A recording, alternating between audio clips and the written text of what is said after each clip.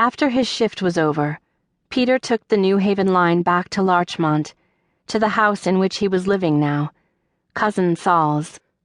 Saul's Tudor mansion in Westchester was similar enough to Peter's childhood home in the affluent Charlottenburg suburb of Berlin to make Peter feel as though he were in a dream in which everything was familiar, yet deeply, deeply wrong. Both houses were large and half-timbered, with stone foundations. Both were surrounded by extensive, well-manicured grounds, but there the likenesses stopped. The view here was not the River Spree and the Schloss Charlottenburg, but the Long Island Sound. The very rock upon which Saul's house sat was different. Huge boulders flecked with sparkling stuff, which Saul's gardener had told Peter was called mica. The plantings were exotic imports, bonsai and Japanese maple trees, tropical bushes with lush pink blooms, not the groomed topiary and raked gravel paths of Peter's youth. There was even a man-made waterfall chattering artfully down a dark, mossy rock channel to splash, finally, into a kidney-shaped swimming pool, painted aquamarine at the bottom, whereas the showpiece of Peter's parents' grounds had been a tennis court. Peter's wife, Masha, would have much preferred this pool, Peter thought. With its Hollywood intimations, she would have sunned herself alongside it in her polka-dotted suit and cat's-eye sunglasses, while the girls— He wiped his forehead on his sleeve as he mounted the stone steps to the terrace, the day humid and sultry with whirring insects, and used the key Saul's wife Esther had given him to let himself into the Larchmont House kitchen. Inside, the house should have been cool, its temperature lowered by the rumbling window boxes Peter had been told were called air conditioners.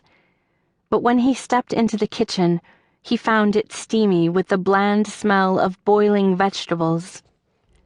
The maid Inez stood at the sink struggling to debone a large bluefish Cousin Saul had caught the past weekend in Long Island Sound, while Esther shucked ears of corn into a waste bin she had set in the center of the floor, on the Spanish tiles.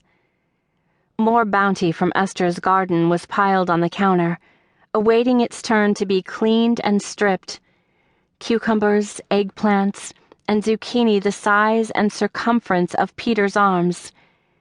Peter had never seen such huge vegetables before coming to America, and found them somewhat alarming. Didn't their size detract from their flavor? He had asked Esther when he first encountered her coming up the garden path in her straw sun hat, with a basket of tomatoes the size of infants' heads. Esther had laughed, showing her lovely, healthy white teeth. "Not at all," she had said. "That's how we like it in this country. The bigger the better in America." She had allowed Peter to help the gardener lug more bushels of giant squash up to the house, but had been mortified by Peter's suggestion that, since he was a trained cook, after all, he help assemble the produce into tasty dishes. If Esther was not much like Peter's mother, Riva, in stature and demeanor, she was similar in two other ways. She was a gentlewoman married to a man much louder than she, and she would not countenance any man working in her kitchen. Peter was not especially surprised to find this sentiment about his lowly profession had followed him across the ocean. Peter's father, Avram, had been the same way. It had been Avram's greatest personal disappointment that his son had not followed him into the practice of law, although before the Nazis had kicked Peter and every other Jew out of university in 1939, that was precisely what Peter had been studying. Peter had been so grateful to his oppressors for disrupting his education, so energized by his unexpected liberation, that he had for once not waited for Avram to arrange for him another position. Instead, Peter had taken a Gentile friend's offer to work at the Hotel Adlon as a prep chef. By then, everyone agreed.